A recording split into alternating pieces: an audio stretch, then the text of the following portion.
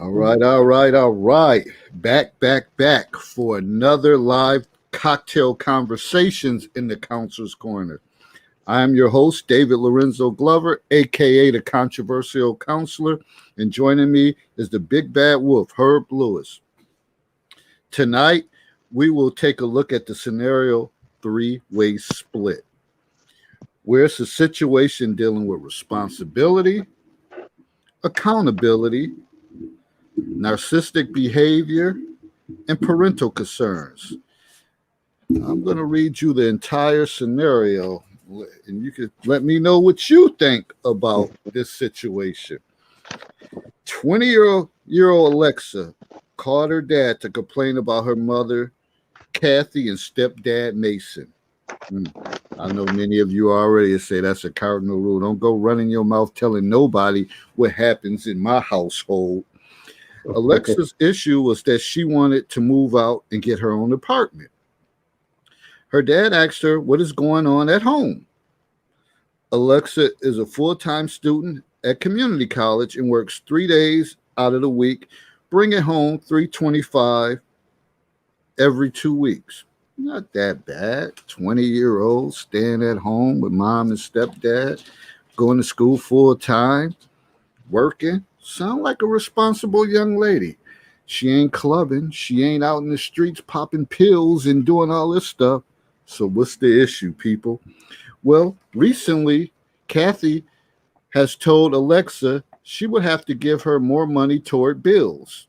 In fact, they will split the bills down the middle, 3 ways between Kathy, Alexa, and Mason. The ironic thing is, Mason does not have a job. Her dad was upset and didn't think this was fair. Alexa asked her dad not to say anything to Kathy or her mom. How much would you expect your 20-year-old to pay? Should her dad say something to Kathy on the strength that her daughter is getting taken advantage of by Kathy and Mason? What was left out in here is Mason lost his job due to deciding to have a liquid lunch. So went back to the job site, smelling like Hennessy, who knows, E&J, Parmesan, Crown Royal, you name it, whatever the case is. So how all of a sudden this 20-year-old has to come up and go split 3 ways? Don't seem fair to me. But some people may say, well, sometimes in life you got to make adjustments. And, that's his stepdad. He made a mistake. People make mistakes in life.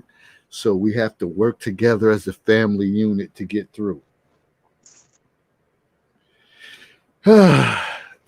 So I don't know. To me, and I always say this, I always tell my students this, especially far as when I'm trying to encourage them, as far as college and everything. I say, if you go to college, to me, I look at it as extension for more years of childhood or not having as many responsibilities.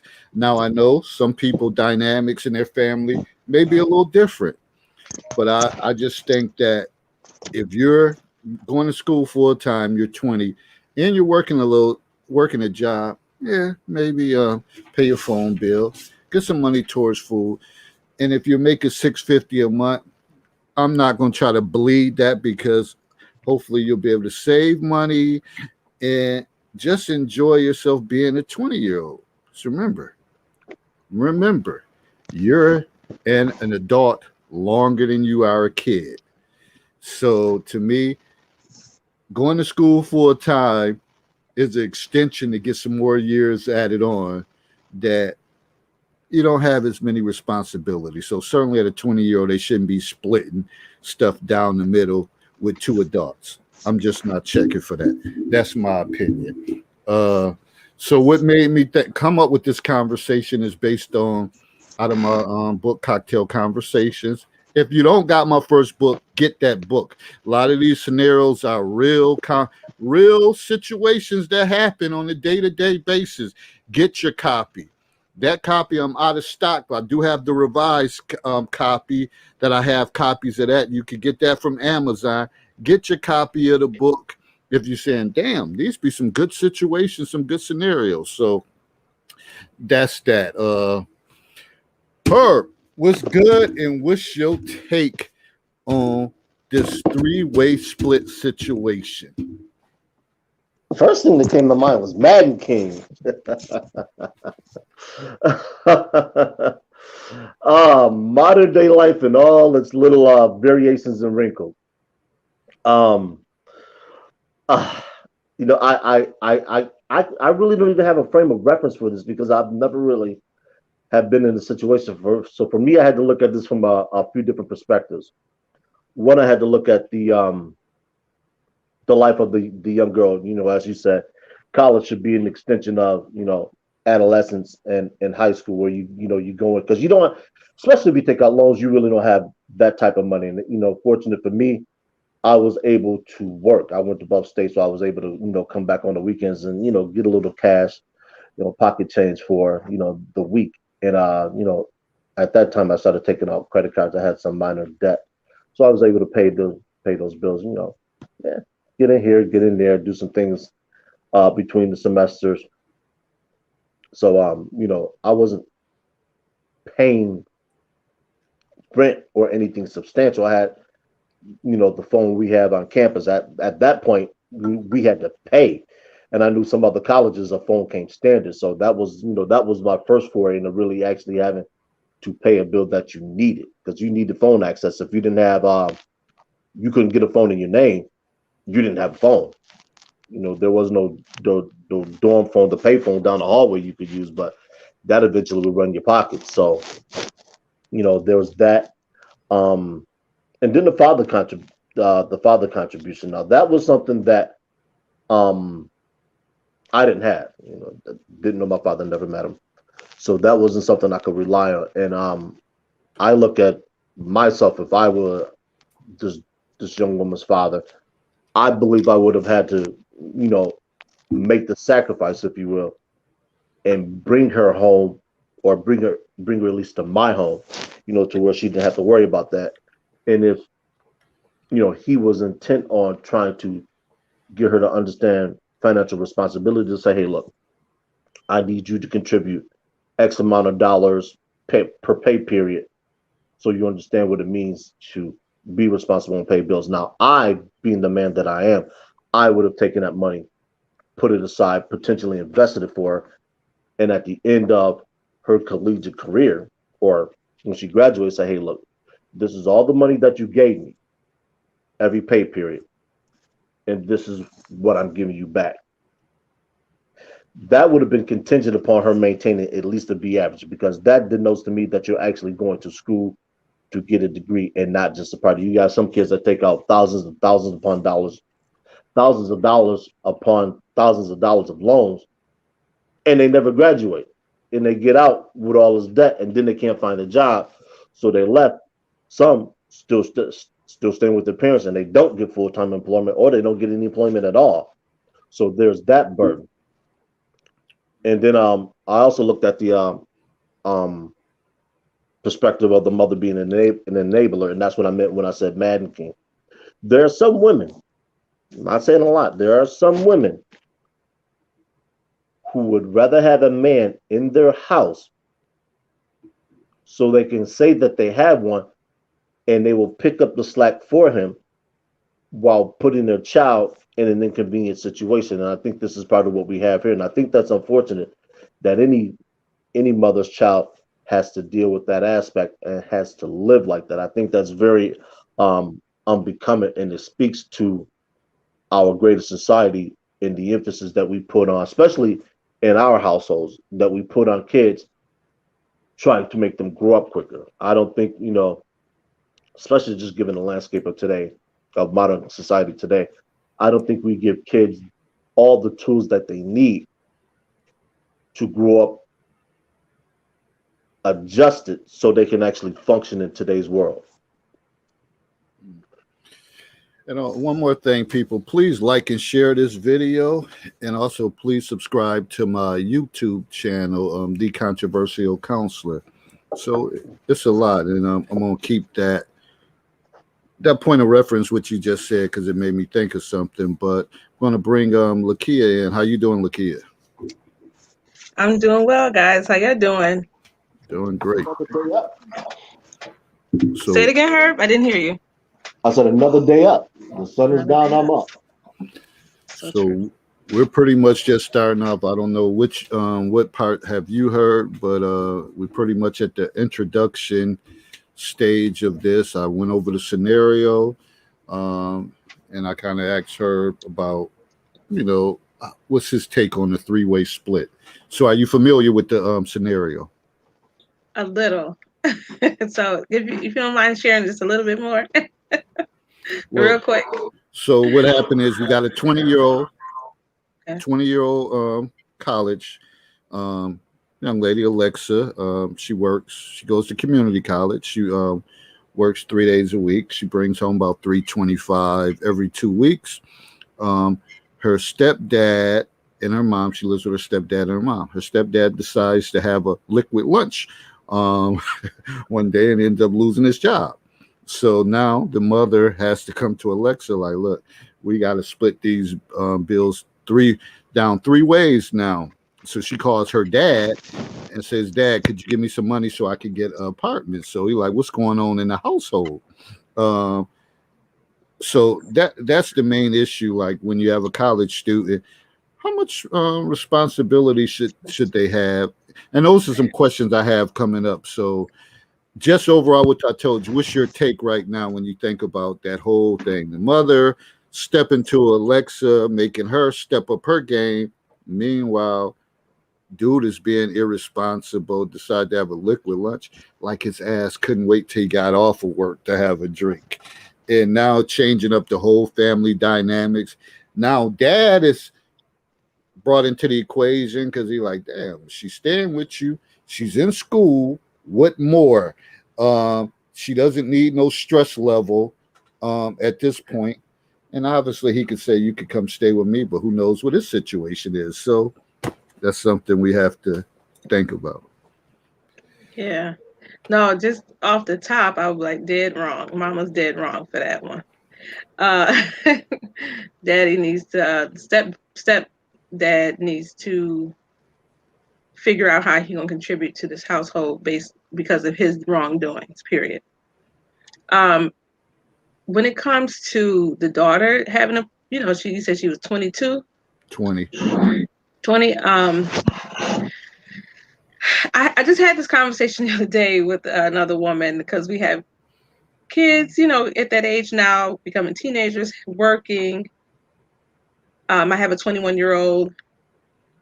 And truthfully, I haven't made her contribute to the household because, and we're talking about this because when we were growing up, I had to give money living in my mama house, and same for her. We always had to contribute.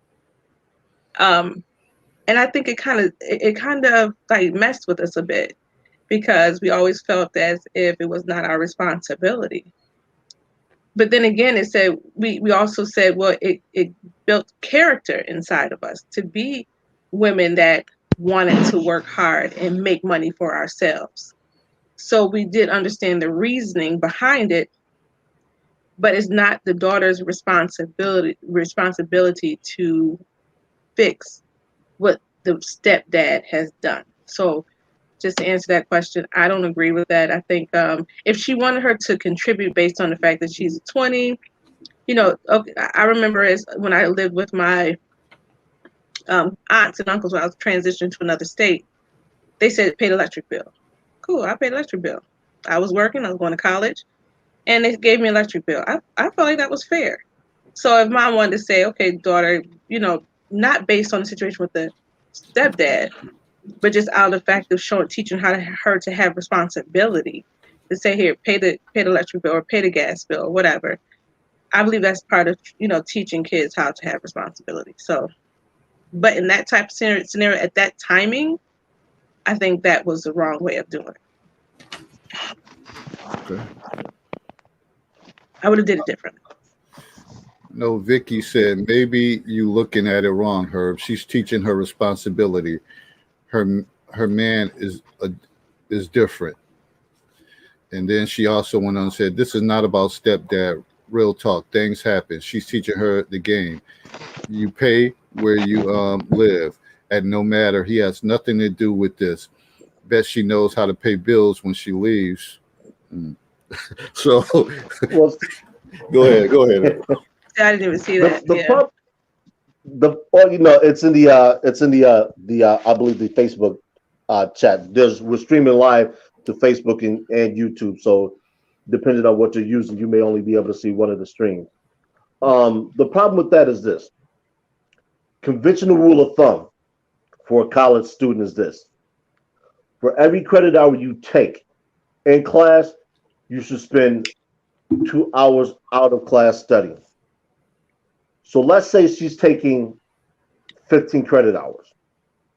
That's the 15 hours she's spending, or 2 hours, well, depending on when she's taking the classes. If it's an hour and a half class or 1 hour class, conceivably she's spending 2 to 3 hours per class in class. In addition to that, she's spending another 30 hours studying. That's 45 to 50 hours. That's just associated with the class, the academic portion of her education. She's going to want to sleep. I'm going to allocate time for a 20-year-old to be a 20-year-old. So that means if she wants to go to frat parties on the weekend or whenever she's not academically inclined, she wants to hang out with her friends. I can't begrudge a 20-year-old that's appropriate behavior. So if she's going to work, doing well academically, and she's working, that's her job, is to do well academically, not to support a household. Because if she was staying on campus, this would be a non-starter. Then what would the mother do? And I think that's the part that a lot of people don't understand is as a college student, you have the flexibility of staying at home. A lot of people do because it's cheaper. They don't have to take out the student loans. Or you can opt to pay more and stay on campus. I know at Buff State, they're making it mandatory, or at least they did. I don't know if that policy has changed to where first year students had to stay on campus. Now, I don't know if that's to get them acclimated with the college life, the campus, or anything else of that nature. So that actually factors into that. But after that freshman year, you can move off campus, and some people do because they don't have, like I said, they don't have to take up the loan, and they don't have to live under their mother's thumb. They don't have to deal with this type of situation. Boyfriend moving in, they may not be conducive in lifestyle. They may be up late. She might need to study. You have a lot of things that goes into being a college student. I think a lot of people really don't weigh that in. So the last thing any college student needs is to say, wait a minute, why do I have to come up with 33% of the household income or cover 33% of the household expenses when I don't have the ability to work full time? Because if you actually making a college student work full time, they don't have time to do much of anything else except eat, sleep, and go to class. I think that's just far too big of a burden to ask for a 20-year-old. There's some adults that can't do that. So you want a 20-year-old child to do that, or a 20-year-old young adult to do that? I just think that's too much. If I could just piggyback off of that again, as I started off saying, I have a 21-year-old in college, and no, I don't make her pay any bills. I do make her pay her cell phone bill. She does have her own vehicle that she got on her own and her own insurance, and she pays that. So, and I said, as long as you're paying your bills that you need to take care of for you, I just don't want nobody. I don't want no repo man calling me. So, make sure you keep that money coming for yourself because you got this vehicle. But I'm doing that for the reason that, and kind of along the lines of what you're saying, Herb, is that, and what I said a little bit earlier, I was kind of scarred by that, having to give my mama money. And for whatever reasons that I have, that I didn't like the fact that I had to do that from how I felt from it. But at the same time, I am teaching her responsibility by her having to pay her own car note, her own car insurance, and her cell phone bill. And gratefully, I'm grateful she's been doing well in college. And then sometimes I can get also what Vicky is saying, because as I also said, if I wanted to say to her, you know what, if like she's making a lot of money every week. She makes decent, when she's working, she makes decent money.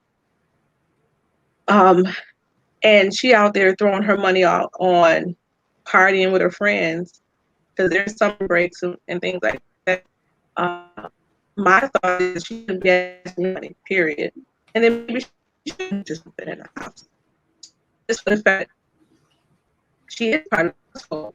Now, my mandatory, no, but as they're growing up, you would want them to have some type of like being not generous, but the word I'm thinking of is being just mindful of the fact that mom and dad is doing what they're supposed to, or just mom, or just dad, whoever, you know, however the household is doing a lot to take care of this home. Why wouldn't you say, Mom, Dad, I grabbed some groceries, I grabbed some milk, I noticed we needed this, I noticed we needed that, I grabbed it.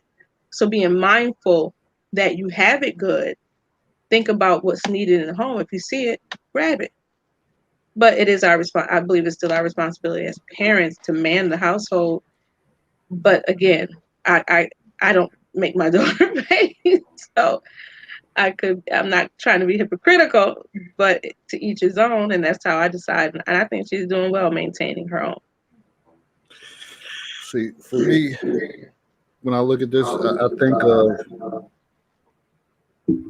think of the situation where don't take the heat off of homeboy, Mason, Melvin, whoever, because being in college, it's responsibility in itself.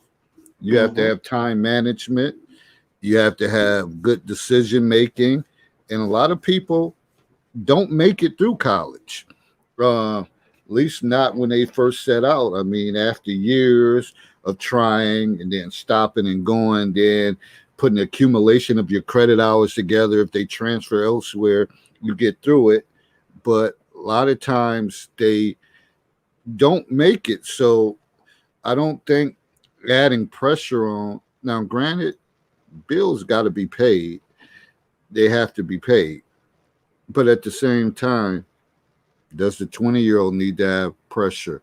Or do you say to homeboy, look, you messed up. You better fix it. And how long do you give him the opportunity to fix it? So that's one of the things. So also one of the questions I wanted to ask, and we kind of touched on it, do you believe that children living with parents should make a financial contribution to the household? If so, at what age and how much? So that's what we had to look at too. How much? Okay. Alexa had $650 coming in. So 1/3 and all that. I'm pretty sure for a 20-year-old, let's be real, that would be demoralizing that you get $650 and you play 1/3 of the bills and you have nothing left. Nothing. So that also probably would impact on her psychologically for her schoolwork and all of that stuff, because sometimes you have to have a little nest. When I was in school, and that was years ago, I ain't gonna tell my age, but I didn't really have much to do. I was in the New Op program, so that was pretty much paid for. I did have a weekend job, but that was my concern, whatever. So my grandmother worked on the campus. She used to slide me a few dollars here and there, but my main concern was doing what I needed to do in school. And other than that, it was no pressures. So my family would contribute money, like, hey, if I wanted to go to the mall, if I wanted to buy something new, if I was going out or whatever, if I wanted to order pizza throughout the week. So I didn't have no pressures. Now, granted, sometimes I probably took advantage of it. They didn't know because once you get to college, parents really don't know your grades. You don't have to share that with them. So they really don't know the situation. But First couple years, I was doing too much. Then I buckled down and handled my business. But see, it's a lot to it. And I think this is an appropriate conversation to have because right now we just had graduations and people are starting off going to college and stuff like that. So parents and children have to be mindful of this. Let me read this comment, see what Vicky talk about now. Her, what? See, we talking real life. My son worked that he went to school and paid bills. That's what life is, man. That's why these kids messed up. Black parents don't teach responsibility. David Lorenzo Glover, her man's already grown. He can be there today and gone tomorrow. Her daughter is a lifetime. Yeah. Yeah. I mean, if that's the, I understand what you're saying. Yeah, it's true. It's true. But you see the success rate with how much, if you put that much burden on a kid in college and you see how successful they are. It's different when you work and you don't have to work, but when you're forced to do that, that's a different ball game. So yeah, that man could be gone today or tomorrow, but I'm just assuming this man is her husband. So it's not going to be, I guess he still could be gone today and there tomorrow in that situation. But you're talking about pressure. Now you're putting pressure on, added pressure. So that's a key thing to the pressure part of it. You know, you saying something, Herb? I couldn't hear you. Can't hear you. We can't You're hear still you. muted though. Like I said, I see what you're saying, Vicky. But yeah, I have a 21-year-old, and I can honestly say she's been very responsible. And I don't make her pay the bills for the house because that's my job. I believe that's just me, in my opinions. That's my job. And I'm a single parent. For her, I teach her responsibility by paying her cell phone bill, and because she wanted a brand new one, she bought it herself. And I'm like, well, you got to pay that part of the bill since that's an increase compared to what I was just okay paying. And she pays her car note and her car insurance. Far so good, by the grace of God. She's doing better than me. Okay, so why we have to teach the responsibility, absolutely, but I also believe that we have to allow kids to be kids while they can, because they're only kids for so long. Then they become adults, and then we're done. They have to take over fully, and we are teaching them slowly but surely. And I didn't start just teaching her that as just as she turned 20. I've been teaching her these things throughout life, just with saving, without life, as far as teaching her. She's been working and going to school through high school, all the way through college. And I have an older son that's 29 that's taking care of his business. So we're teaching them and then if he still needs me, mama's still going to be here. They need me, I'm going to be there, because they work hard. And even as adults, we do hit hard times sometimes. So it's just about, I think it's just a process of teaching them throughout life, but not throwing our responsibilities on them. And with this case, like David said, that man, is his responsibility to make sure that house is intact. That is not the daughter's responsibility. That is his responsibility. And it's her mother's responsibility to make sure those bills are paid, not her responsibility. And to put that on her when he messed up what's supposed to be is wrong. And I'm not gonna, I wouldn't want to put that on my child, to take a man's mistakes and put it on her or him to make him feel like, or she feel like now she has to hold the brunt of what his mistake is. I just don't agree with that. See, this becomes a problem when money becomes the overriding factor and what we think is teaching responsibility. So let's take money and let's set it aside for the moment. How do you teach a 10-year-old responsibility? You teach them through the method that there's a repercussion for not being responsible. So let's say you have a 10-year-old that's engaged in an extracurricular activity. They bring home bad grades. They ask you, can they go somewhere? What's your response? Do you let them go anyway, or do you tell them no? The responsible parent, the one that's trying to teach them about real life and real repercussions and consequences, said no, because you're doing poorly in school. That's how you teach responsibility in lieu of having money. That's how you, as a black parent or as a parent, regardless of your ethnicity, teach them that in order to get something, you have to do this. Too often, we allow money to become the overriding factor and why we do things. And when you start to do, when you let money control your life, all of a sudden you become a slave to it. And I think Lakia said this on a show, and I know I read it somewhere, that we should work to live, not live to work. And if you do this to your child, and this is just my opinion, you're putting your child in a position to where they have to work to live. This is why we have a lot of kids that want to get from underneath their parents' control, because they say, my parents don't understand what it's like. In actuality, that's not true. What they're trying to do is rush the maturation process. And that, in turn, has an adverse effect because the child doesn't see the benefit of having to work just to pay somebody else's bills when they're not on that level. You don't expect the child to contribute X amount of dollars to pay the mortgage. That, I don't think any right-thinking adult would actually think that's prudent. So now we get into what's prudent. Do we really think having that 20-year-old make that type of financial commitment is prudent? Because what happens if something happens to that child and that child can't work? Do you still make the child financially responsible?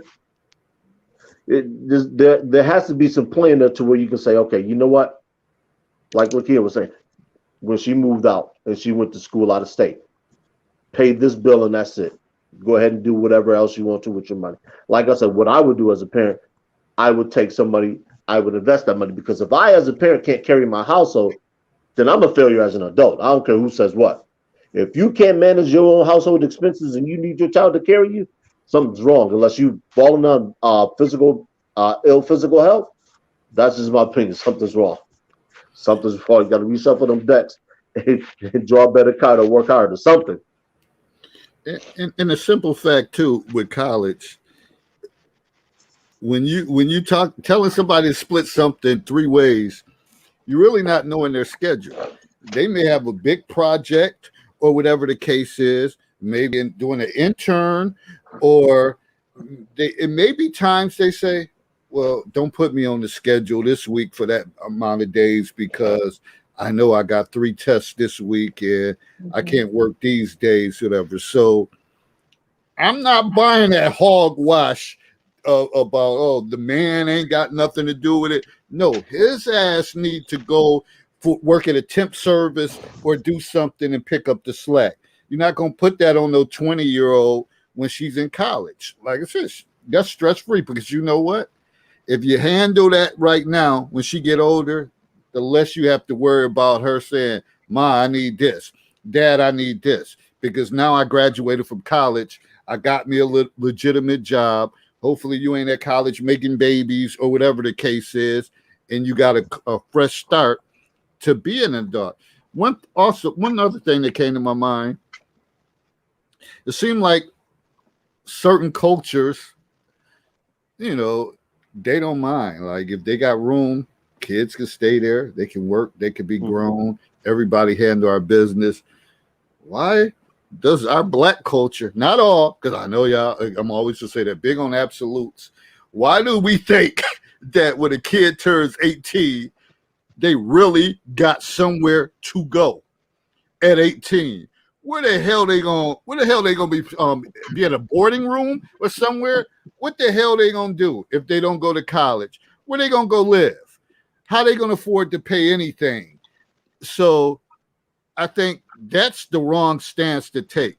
I think if you got room and space and nobody's trying to kill each other, we need to learn to work together and say, okay, I got 3 or 4 of my kids. They may be grown. They may be all over this age, whatever. But they're all contributing. Everybody's paying whatever. And everything is fine. We all go our own way. We barely run into each other. This one is working. This one is doing that, this and that. But nah, not us black folks. Get 18, got to go. They ain't got nowhere to go. They don't have nowhere to go. And that's a problem. All right, I'm done. I'm done yet. Yeah, okay. No, but and I'm reading what J.C. Wright is saying, and totally agree with you, Jay. I'm the same way. Like I created the credit card situation where we heard, put your child on a credit card and help their credit score. So I've done that for my kids, and so that they can have good credit. Because they all work, but so far all my kids is working. But I had my youngest son is not. He's just playing sports. He's playing basketball and he's playing football. So my other daughter was like, "Mom, he need a job because he's 14. He can start working. He need a job because he keep asking me." But he's the youngest son. He's the youngest brother.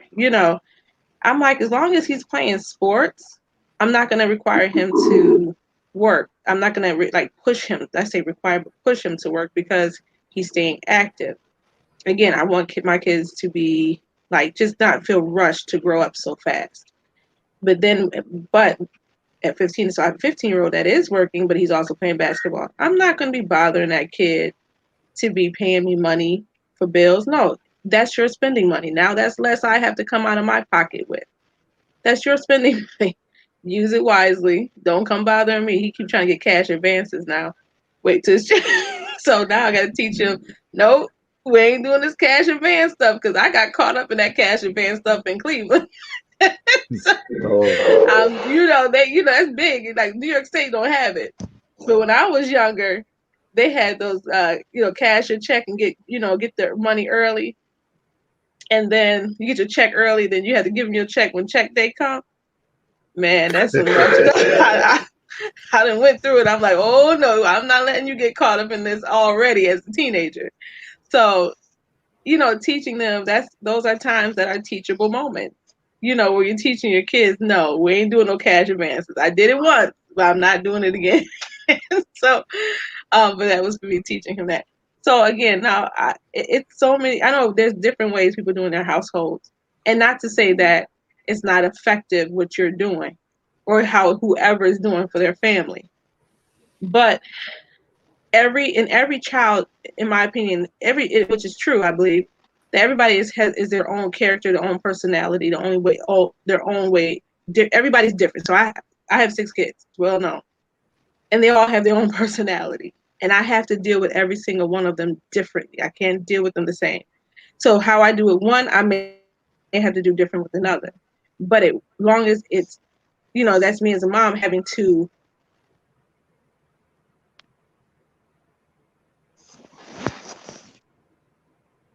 Froze. Oh, I had to ask myself. I wasn't thinking, is it me? No. This is coming in and out of it. It's my internet. It does this at night. It wants to reset while I'm on here. So, it just always wants to reset. But I do believe our generation, like JC, we're all kind of in that same age range. We all want our kids to thrive better than we were and teach, because maybe some of us were not taught when we were growing up, or some of us was already in the struggle as being parents, as I was one of them early in life. So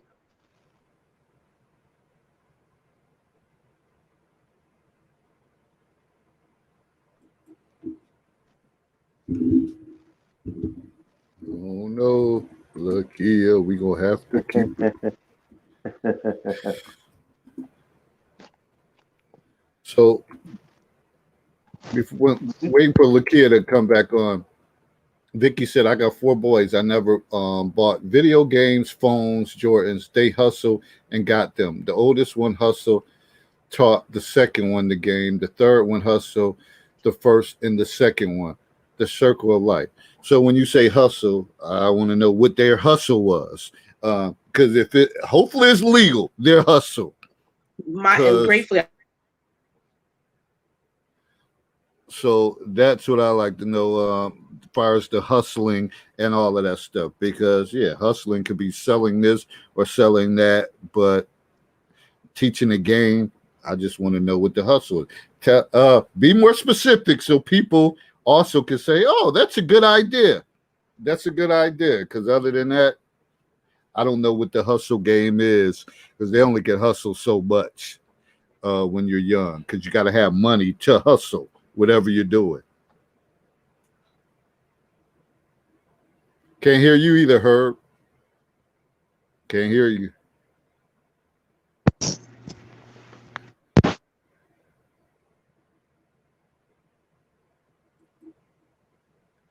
All right. That's crazy. Herb, you with Can you us? hear me, Dave? Yeah, I can hear you now. Yeah. Okay, financial. I think it's a lost, not even art. I think it's not really taught among us, and that's a big problem. You ask a lot of these kids about bank accounts, just the basics of anything having to do with finance, how to build credit, and this is what Jay was talking about with this comment. Real estate, all the basic things that most families in middle and upper middle class um, lifestyles understand. So when you're relying upon a child to teach another child, that information is going to be severely limited as compared to what they can be taught from a parent who should have those skills, that knowledge and understanding. Because I'm not expecting an 18-year-old to teach a 16-year-old how to manage a bank account if that 18-year-old's never had one. I'm not expecting an 18-year-old to understand what credit is and how to get credit and how to continue to increase their credit score if they've never had a credit account. And you're not eligible for a credit account until you turn 18. So what an individual is hustling is always predicated on what they know. And as David said, do they have any money to start anything with? This is why it's important to teach kids, the really the basics of what it means to make money and not always spend the money that you make. Because the old adage was, when I was a kid, that money burning a hole in your pocket. You can't wait to spend it. Sometimes you got to teach kids not to always spend. As an adult man, almost 50 years old, I've owned one pair of Jordans. I will tell you now, I will never buy another pair ever again. I wouldn't buy them as a showpiece. I certainly wouldn't buy them to play basketball. And for me, they were not the best pair of basketball sneakers I ever played in. They remind me of the old Converse weapons.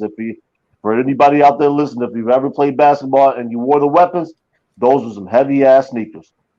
The best pair of basketball sneakers I ever played in was the Gary Payton Sons of Gloves. Those things were exquisite. I was mad when the zipper broke on them because they had stopped making them. I know they had reissued them in the Seattle Supersonic colors, and those things were pretty.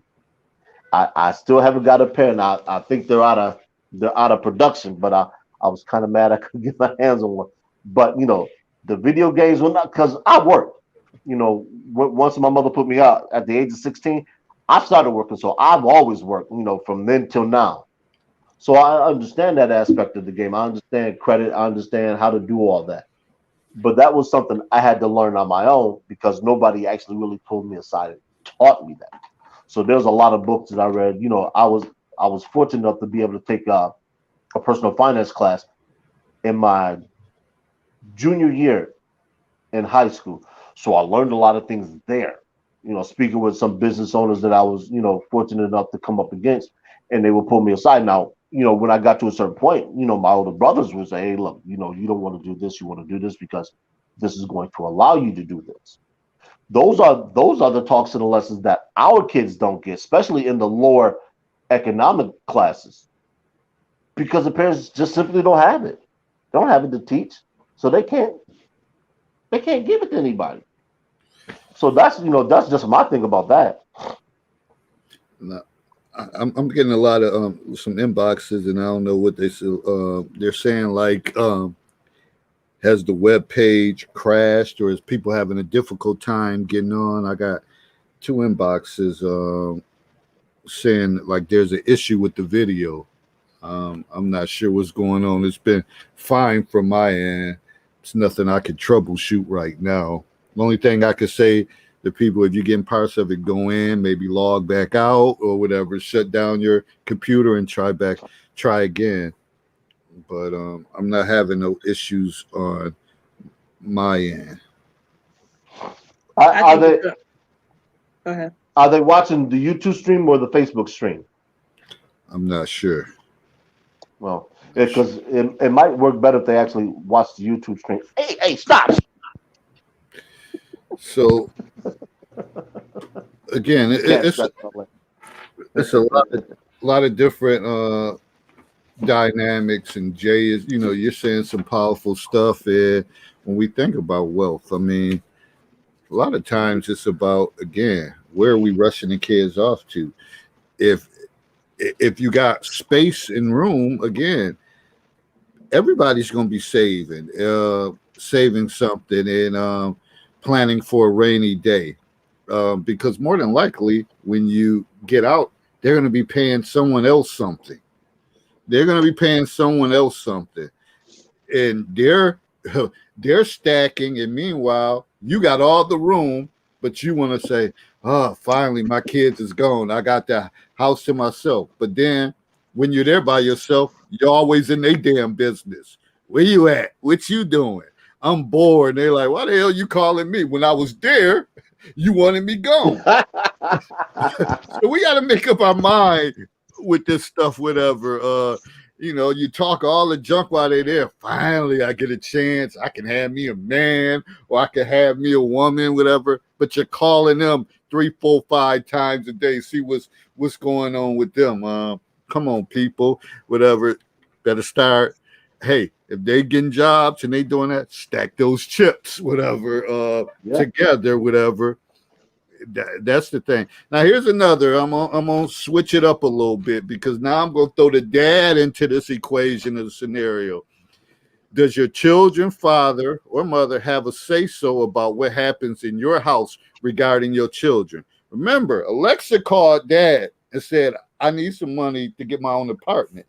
Does dad have a say? Should he check Kathy and like, yo, what's going on with you and that bum, that alcoholic, that lush? Or should he fall back, whatever, like, listen, because you don't know what dad's situation is. Dad could be shacking up with some woman or whatever the case is, and that's not an option for her to come near. So it's just thinking out the box, whatever. But should he say something like, yo, what is the problem? Like, damn, everything was fine. Now you done married this dude. He want to have liquid lunches. And now you putting the pressure, and we almost there. She's about to graduate, whatever. She's getting close. And now the game has changed because she's stressed out. Should he say something, or should he mind his damn business? Question. Hey, that's open. Yeah, I can have at that one. Well, I'll say, being that we have grown, me and my ex have grown to have not great, but good parenting, co-parenting vibe, just a flow. Not that it's perfect, but it's good enough for me. I'll say that, because when it comes to, I'm gonna do what I need to do for my kids anyway, regardless who's there or not. But what I'm saying is that if he wanted to approach me, if something was going on, and we have had this situation, if something was going on either side, we would call each other and we'll talk about it. I respect him more to come to me and ask me than to go to somebody else and talk to them about it and talk about me behind my back. So, and same for him. I believe he would prefer for me to come to him before I go to somebody else. Or just, it ain't in my business, you do what you want. No. I was calling and say, hey, this is what, so-and-so said, what our kids said, just want to know what's going on. Because we have that way of communication now.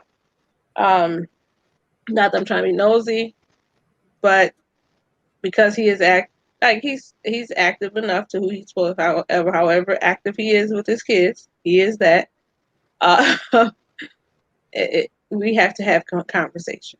So I don't think it's crossing the line. I would rather to be asked if there was a concern in my house. And we've had where there was a situation with our kids and he's come over here and I've gone over there because it's all about the kids. It's not about us.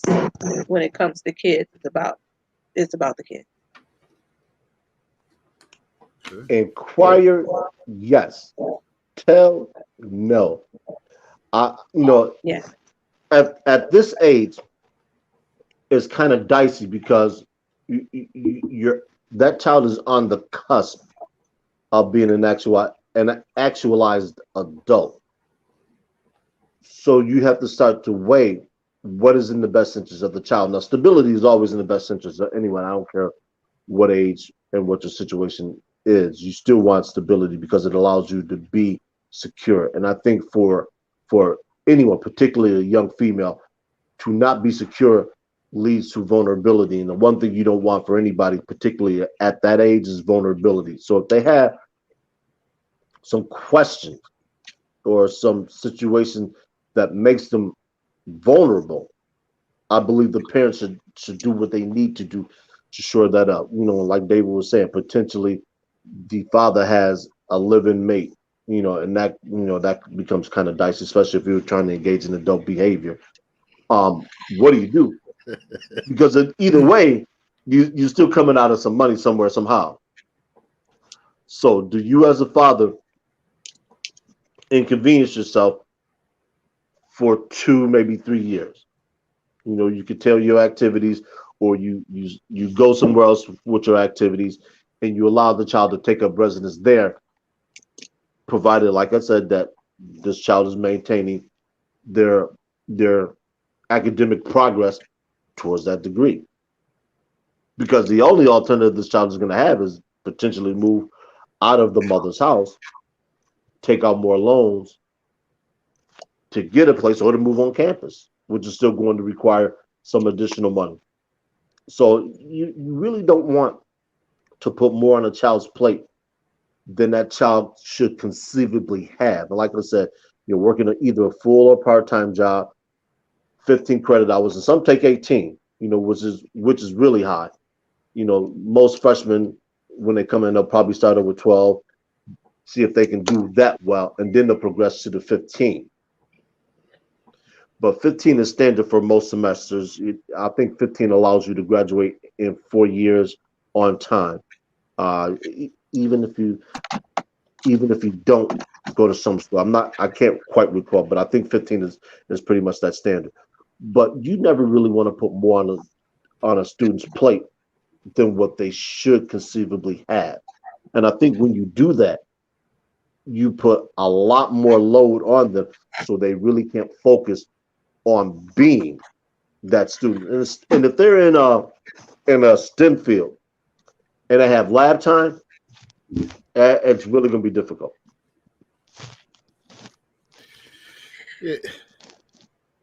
And that's the thing. So when you think about these subject matters, it's real life stuff. Whatever people go through it, they may not talk about it on this platform, but we try to take day-to-day situations and break it down so you can look at all the different things and kind of figure out. Because trust and believe, this is happening with someone right now, real time. Oh yeah, it's happening. And that, I know I give examples. I'm just a person that have to give examples because I think it's everything that most of the stuff you talk about I've experienced. So just quickly to say that, like, never no shade to my dad's my kid's dad. He's been a good dad for his kids. So I don't want to say I hope I'm not coming across like I'm trying to put him down as a dad, because he's not. But like you said, Herb, I just wanted to, just 2 things real quick I wanted to share. Herb, like you said, I did want to agree with you on the fact that he can't tell me. I have the ultimate say. But again, I would just like for him to say it to me, ask me what his concern would be if he had any concerns. But he can't tell me, nor would I try to tell him. Like, come on. I told you, boy, I'm coming over here. Right. No, we have. I'm grateful to say we have a good relationship, but co-parent relationship. I mean, I'm just grateful for that. But the other thing I wanted to share, David, before you change the subject on this, but I just wanted to touch base on that too. And I'm glad you brought it up, Herb, too, that I do believe that as the Black family, we do sometimes want to always rush our kids out. Like, get out. It's time you grown now. You're 18. No, I think it's better that we do. If you notice, Hispanics, they all be cooped up together. A lot of Hispanics, a lot of, Indians, they be right. You go in the house, and as being a real estate agent, I go in the house, I'm like, you see an Asian family, you see all the cousins and aunties, all of it, grandma, they all living in the house. Hispanics, different cultures, they hang in there together. And like you said, you save so much money. So like, I'm not saying that we shouldn't have our kids pay something eventually. So like, let's say my 21-year-old wants to still hang around. She's finished college, doing good, got a really good job. Then I'm gonna say, hey babe, okay, listen, you can pay a bill. I'm gonna throw out there. Now you're making more money now. You don't have college anymore. Pay the electric bill, pay the cable bill. Choose one, and I'm gonna be okay with that because she's contributing. That's one less bill I have to worry about. And she handling her business, I'm handling mine. I'm okay with that. But if you get to a point where, and I'm a kind of parent that I don't also try to, like, you got to be home by a certain time, you're 21. No, you just make sure my door is locked when you leave here. Or when you walk in, make sure the door is locked up. I go to bed, I'm knocked out. I'm just a less kind of controlling kind of a parent. I just like to allow kids to be a little freer, to explore their youth in a safe way, so this again, I wouldn't want to push. I just don't want to push my kids out. If not, I'm like, okay, because you would think with 6, you're like, okay, I only got 4 more years to go. Nah, they ain't going nowhere. I can't kick these kids out half the time. I'm trying to kick them out. And then, real quick, I don't pester my daughters, my kids when they're away. They call me. They call me more than I call them. So, David, you had mentioned about you called when the kids are gone, because I have some kids that are gone now, and you like, you couldn't wait till I leave, and now you're calling me every day. Nope, you ain't got to call me every day. Long as I talk, I see you on Facebook or Instagram. I see, or they call me. We don't have to talk every day. So I'm grateful. My oldest called me early in the morning. Ma, you still in bed? Yeah. Can I please sleep in sometime in my life? They want to talk to me. And that's the kind of relationship that I desire to have with my kids, is that, you grow, you do what you're supposed to do, showing them, teaching them responsibility. And one more thing, and before, I know I'm taking up time, sorry, but I also believe the kids teach them by showing them.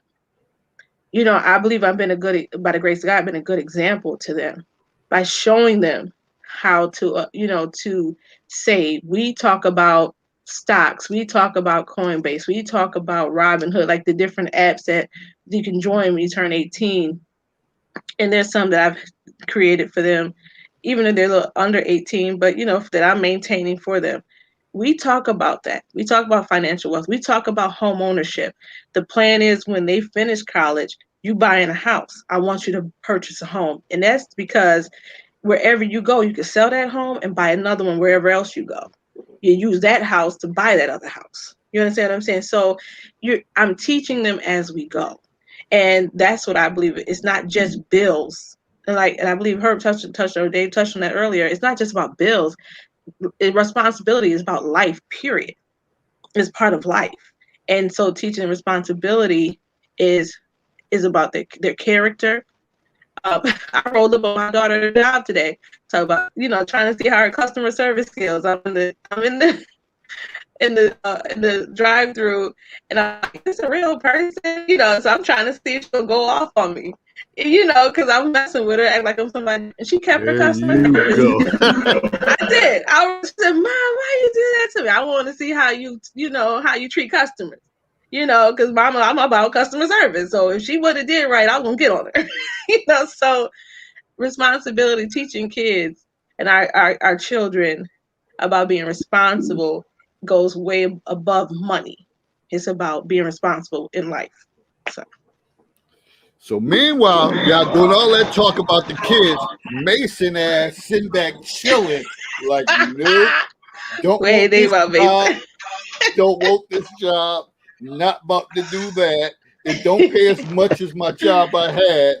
And no one said anything that he's going under the radar. Oh boy, what a lucky dog. You know, Right, we should be tearing him up. and the funny thing, well, Mason hasn't gotten out scot free. We're gonna come back around to the Madden thing, Right. but I think this is where where there's a generational divide because we learn, most of us anyway, at our age demographic, we learned about responsibility because we were latchkey kids. So if you lost your key, I was thinking, Right. Right. How many keys did I have growing up? That's the truth.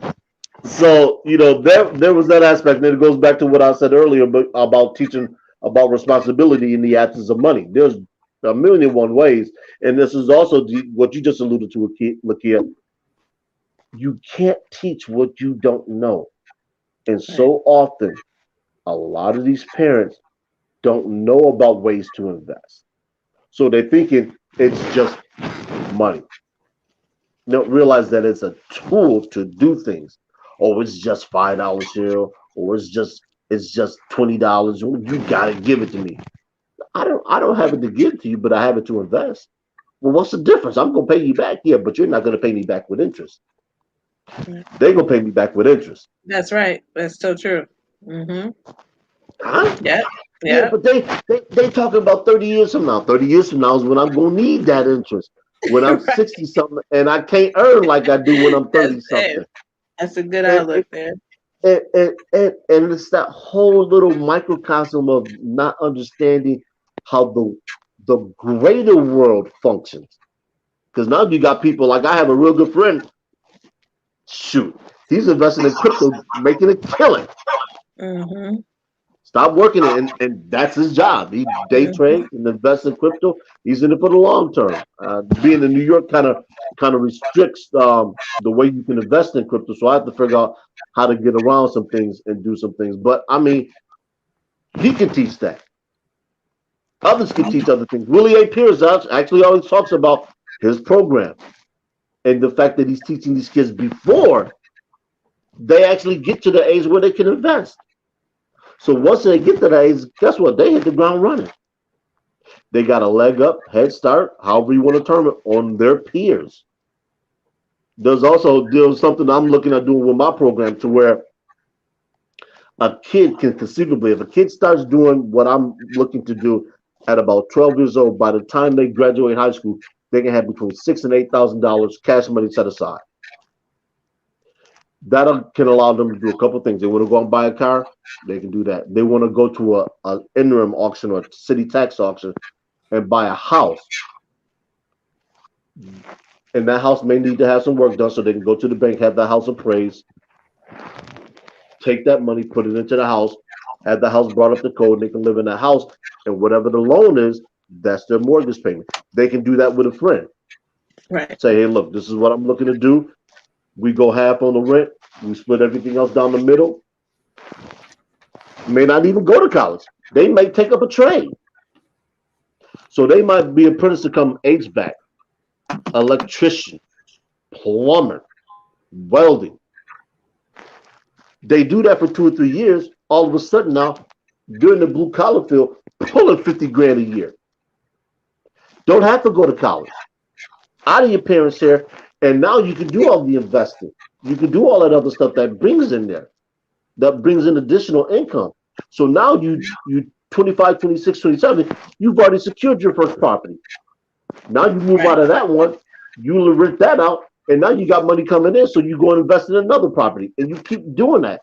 That's how you get that residual income. So by the time you're 30, 35, if you want to, what we always talked about, if you want to go out and get an 18-year-old and get kids, you got a house to put her in. You got the money to do it. You have the mental ability, the physical ability, everything else you need to set your family up for long-term financial success and to be able to pass on wealth when you pass on. Right. This is what her boyfriend can't do because he's a goddamn lust and he went out and had that Henny. That well, I'm going to use the Bombay because I like the Bombay Sapphire. He sat back there and threw back a couple, went back to work and got belligerent with his boss. And the boss said, "Hey, look, we don't need you. I got what my managers used to tell me, we got a stack of applications right here to replace your ass in a heartbeat. They don't get fly at the mouth." Yeah, so it's a lot of different comments that came across. Christine, I said, out of 6 kids, I only got one more to get stable on her own. She's 21 and in college. Everybody else is on their own. 3 are homeowners, and that's great work right there. I commend you on that. Yes. Tremendous work. Somebody said I still have my original key to the parents' home. Vicky said other cultures take the money to the elders to pay bills. Just putting that out there, and they may send money to the elders and all that stuff, but that doesn't have to be our plight. Whatever, that money we can grow together, and we can build for generations, whatever, or just stacking chips. So other cultures, I always keep saying, let them do what they do. We got to fix our issue over here on this side of the street. And a lot of it is just trying to stay together and stick together. We got a serious issue of sticking together. Clearly, some people don't. Like Christine was saying, like she worked the program. Lakia's working the program with her kids and stuff like that. But it's a lot of people have that mindset. They watching on the clock. Oh, in 2 more months, you'll be 18. You got to get the fuck out of Dodge. They got nowhere to go. They got nowhere to go. Trust and believe. They got nowhere to go. So we might as well stop pushing that, because what we're really doing is pushing them to the streets. Right. Yeah. And you don't want that phone call saying that something happened to them, because a lot of these kids, they learning different things. Boy, oh boy. I ain't even gonna get into that. That's why I had to take a couple of weeks away from Who Needs Counseling. That's gonna be coming back, but it's crazy out here. I'm trying to catch up, stay caught up with the comments. Somebody said my daughter had her own car she bought with her own money and didn't even have a license. She has been on her own since 17. So there's people showing examples that we can educate and school our children so that they can be positive individuals, because that's the issue. That is the issue all in itself. Whatever, when you make these children responsible and they're doing positive things, it reduces crime and poverty level and stuff like that. But when you're a parent and you're living up under the government and you don't have anything to offer, and the kids say, shit, I got to get it somewhere. They ain't got it. Every time I ask them for something, I don't got it. You know I ain't got it. Ask your father. How the hell am I ask my father? I ain't talked to him in about 6 months. So they find ways to go get it, and it's always not the right ways.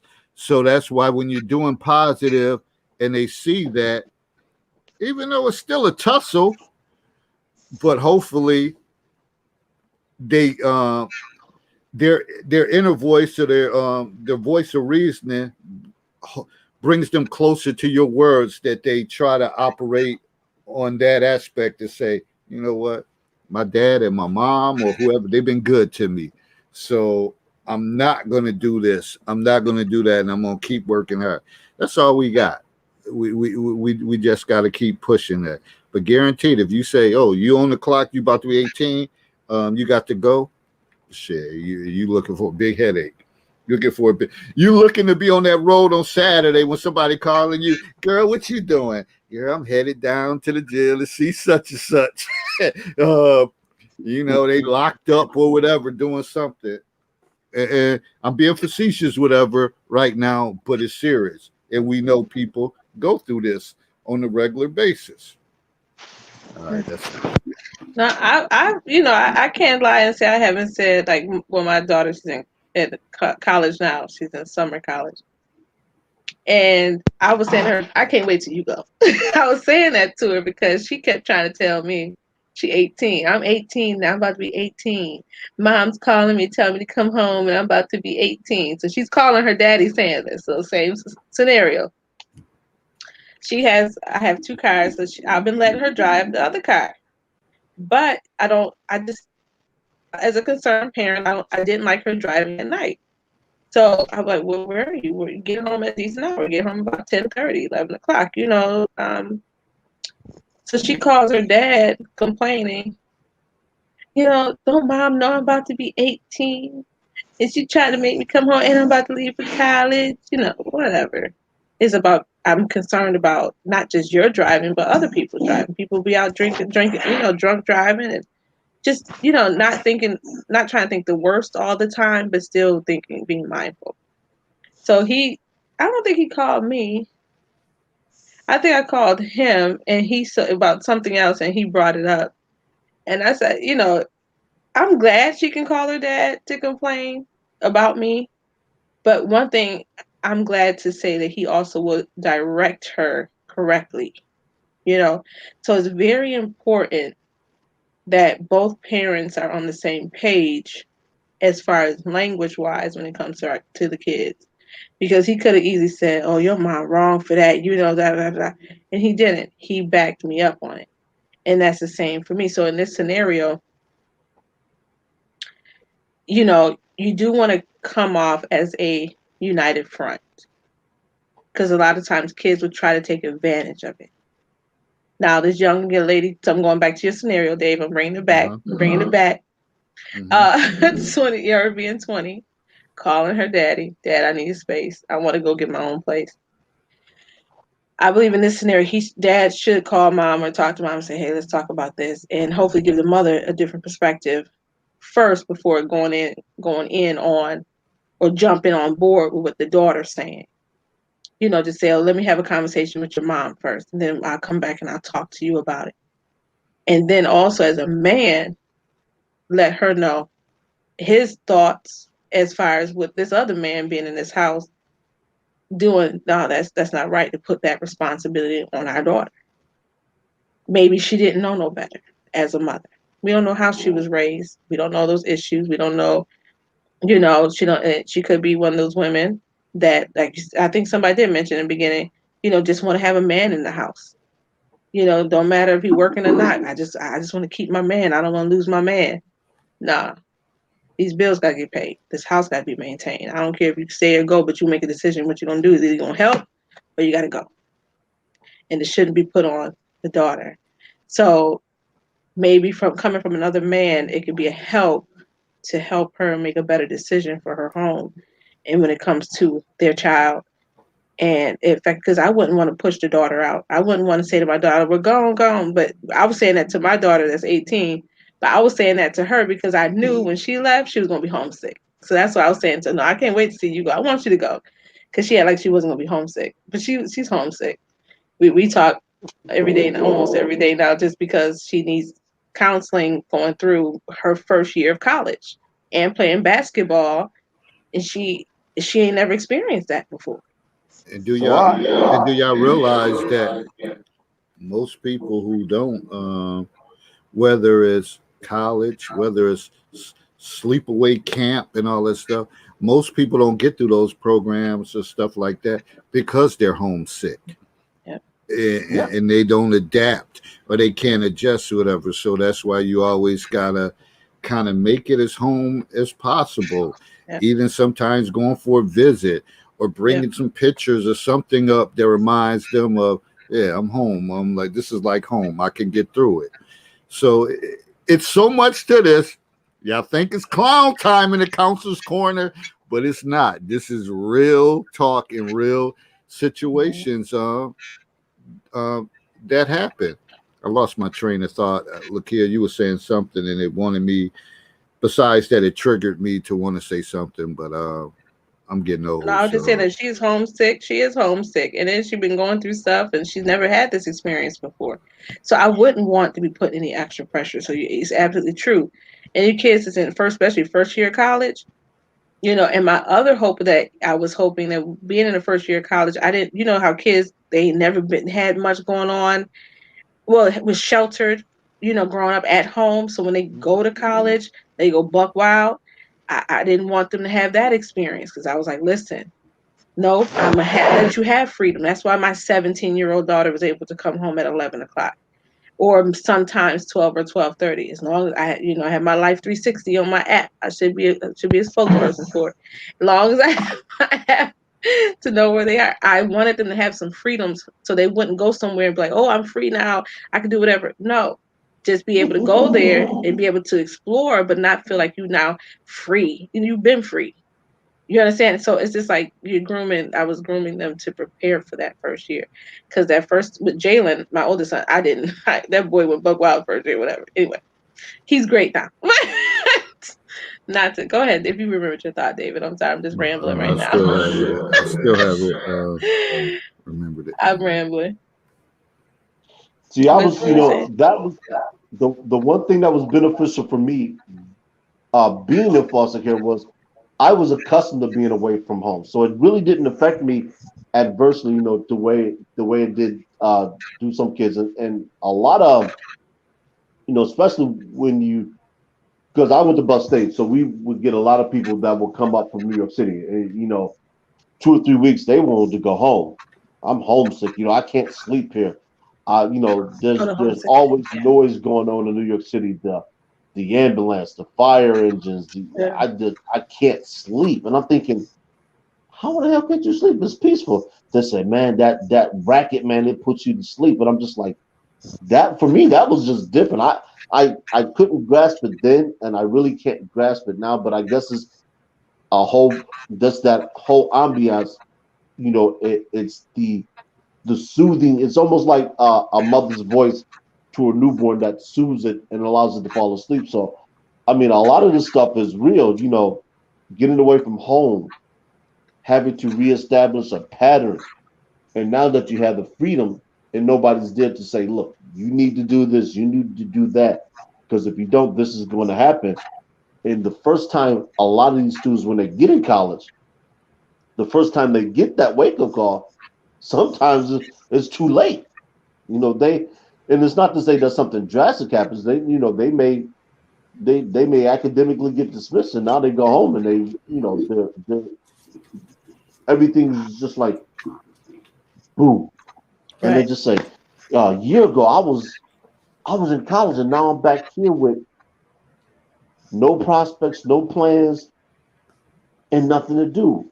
Jobs are scarce, so I don't have the ability to go out and secure a job that's going to allow me to get the type of lifestyle I want. So now what do? I can't go back home because my mother and father say, hey, look, we gave you every opportunity to succeed. You went away to college, we was paying for it, and you squandered it. You on your own.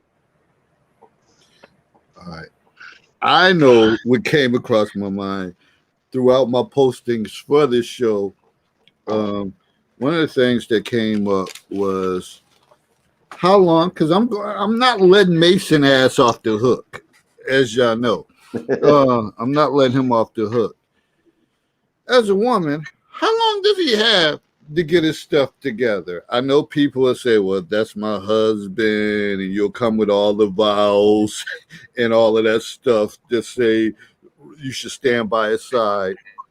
How long does he have? Because I've seen some people post it, and I was like, damn, women are cutthroat. And if men was that cutthroat, it'll be an issue. Some of them were saying, oh, 3 months, he got to go.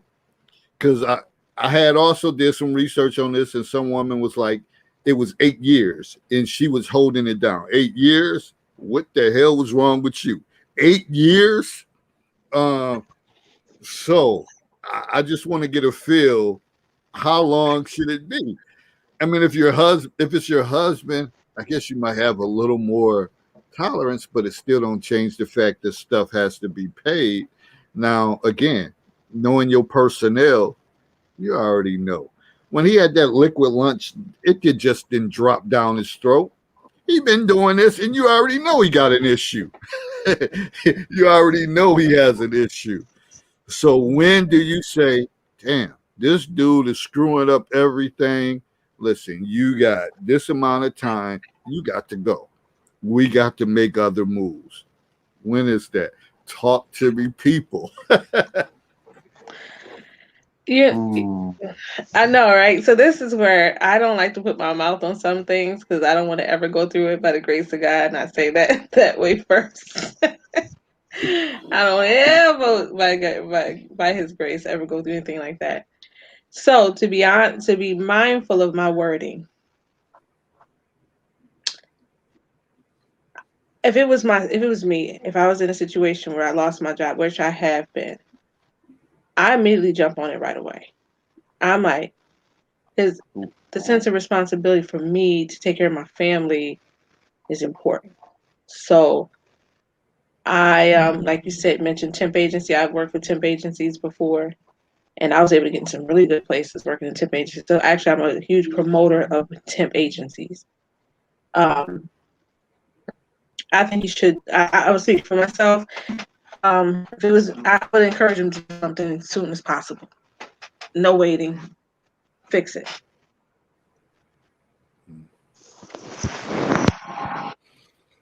Now, and I know Willie, he had mentioned he should be doing something along the way to bring funds in the house hustle.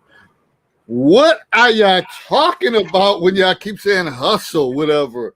How do you hustle unless you got money to? You got to start from something. What are y'all talking about? I need some answers with that because this ain't the first time Vicky said about kids hustling or whatever the case is. Unless you got somebody to put you in game to hustle, you ain't got nothing. What you hustling? Your body or whatever the case is. I want to know what's the hustle. What's the hustle? Talk to me, people. Gypsy cab. What's the gypsy cab? Listen, there's so many jobs out there right now. You can do Lyft, you can do Uber, you can do, and right now there's so many jobs where people they got posters on all the windows. Help wanted. So in my opinion, immediately fix it. So let me read this comment because clearly Vicky has some issues, and I think she's been with a Melvin, and she's covering down for him. I'm just calling you out because why y'all worried about her man? Why? That's her business. See, look, if women like man like that, I say let them have his broke ass. So we supposed to just ignore that part of the whole equation. You covering down on something. Vicky, tell Melvin to get his ass a job in your house because he probably laying around. Oh, you still on that broadcast? You still listening to that? You ain't made me nothing to eat yet. Yeah, funny. Like, damn. But no, I'm gonna say this, Vicky. I gotta say this. And this is my opinion because I saw your comment earlier. Like, it's okay for her, the mother, to have gotten on the daughter to pay them bills. No, why is not the same, just as equal? Getting on that man, and that's what David is doing to get on his behind, get off his behind, and fix what he didn't did.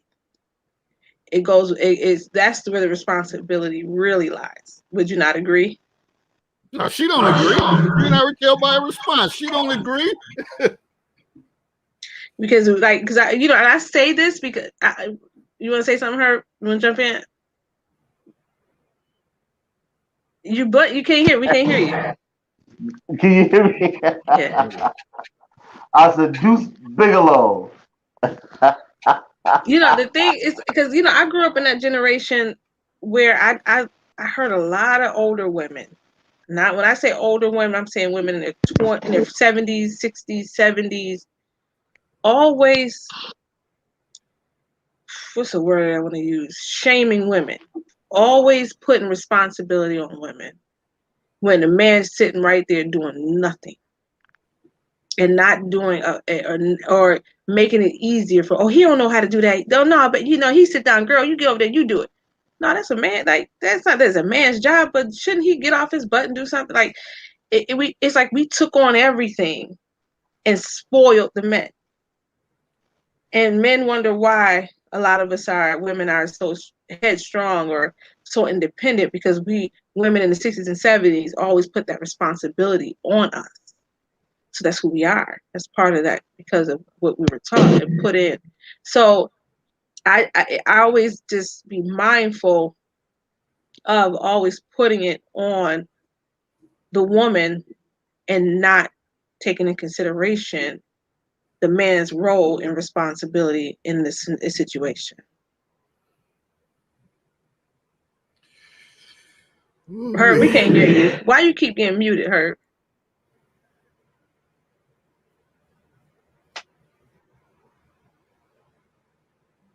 I don't know what's going on today. Can't hear you. That's weird. I don't know. We hear you there now. You go. Okay. I'm going to answer it in this way. How long does an unemployment insurance claim last? That's how long he got to get back on his feet and get in my good graces with the finance, or she in this case. After that, we got to sit down and we got to have this conversation, and we got to start writing some eviction notes, putting on some Post-it notes, put it around the house and on the mirror, some magnets on the refrigerator. If you ain't Time for the landlord to collect that rent. You got to go. You got to go. No, but not Vicky. Vicky said the kid got to go because I need to have that man in the household. He got nothing to do with it. Y'all mind your business, right? Is it? But oh man, somebody said, Herb, that this triggered a thought too. I forgot my thought that quick. Forgot. We all getting old. Or sleepy. True. Oh man. Yeah. Well, this. Oh, wait a minute. Will, I want to tell Will. That Lyft is Uber called the Gypsy Cab. I didn't know that. I forgot. Okay. I was trying to bring my thoughts in. So when y'all say that Uber, Gypsy Cab, and all that, okay, we're gonna assume that he has some money, a little stash or something to get him going to do that, but maybe he didn't. Like when you drive Uber and all that stuff, who's responsible for the gas and all that? Each individual, right? I'm sure they don't pay for you to put gas in the thing. So again, some things, I guess the woman could say, okay, here's some money to gas up your car so you can go out there and make money, whatever. It's so many layers to this, so there's no right or wrong answer. So even with Vicky's perspective, I'm just messing with her because, me and her got this type of love-hate type of thing. We always go back and forth. And I just want people to look at all aspects of the situation. Certainly, Mason is not free from what he's doing. Deciding to have a liquid lunch, it should be zero tolerance for that. You don't have that much time. You're on borrowed time, sir, that you need to get your act together. Alexa, if she's doing her thing and all that stuff and she's being productive as your child, or whatever the case is, she's doing what she needs to do.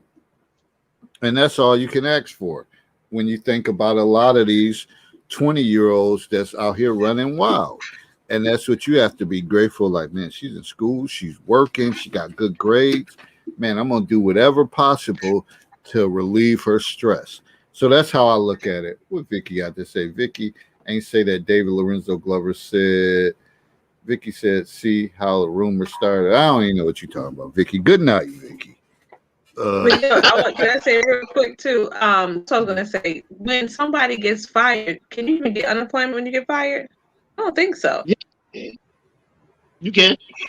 They have to contest it, so you can file. If they don't contest you, they'll award it to you. Okay. All right. I mean, I'm not going.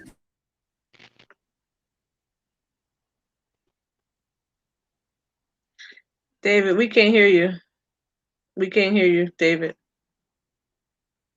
We can't hear you. Your turn. Nope.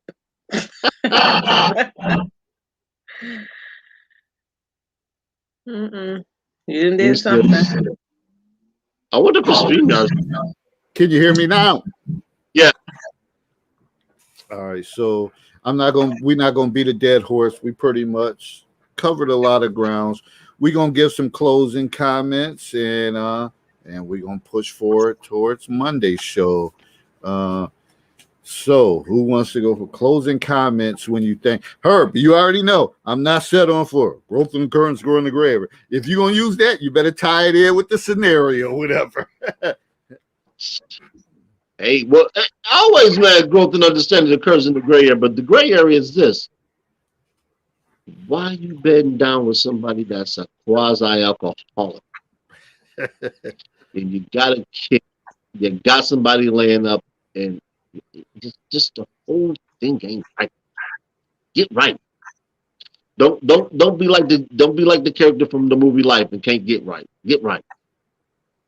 And I guess that is the gray area. Like that's the question got asked. Why you laid up with him? You know he drink, and you know he has the propensity to say maybe I'm on a little swig while I'm at work. You knew that was going to come back and bite you in the ass sooner or later. It shouldn't be at the expense of Alexa now that she got to cover down for him. And I don't care. Teacher responsibilities is responsible. She's in college. She's learning responsibilities. Trust and believe. If you've been on a college campus and you handling your business, you're learning responsibility some way. Oh, yeah, you are. And granted, you may have to contact mom or dad, like I'm broke or whatever, but that's responsibility in itself to say, hey, I got to advocate for myself. I need some money right now. I need to wash my clothes. I need to do this. I got to learn time management skills. I got to learn to say no to my friends. I can't hang out with y'all. I got to test tomorrow or whatever the case is. So you're learning. So that's that. Lakia, closing comments. Two things. I believe kids learn by example. So what we dish out, what we show them, what we create in the environment that they live in, that's what will help them become successful. Secondly, co-parenting is not a competition between two homes. It's the collaboration of parents doing what is best for the kids. That covers some kind of, quote. And that sums it up. But you always, at the end of the day, when a child is involved, and even though in this scenario you may say, or a 20-year-old, technically they're grown, whatever, but they haven't relinquished all their made up word, adult abilities. That's a made up word, but I guess you can make up words and they could go in the dictionary or whatever. Yeah. At your expense. Adult ability, they haven't relinquished. They haven't did that because they're still learning and growing and acquiring different knowledge.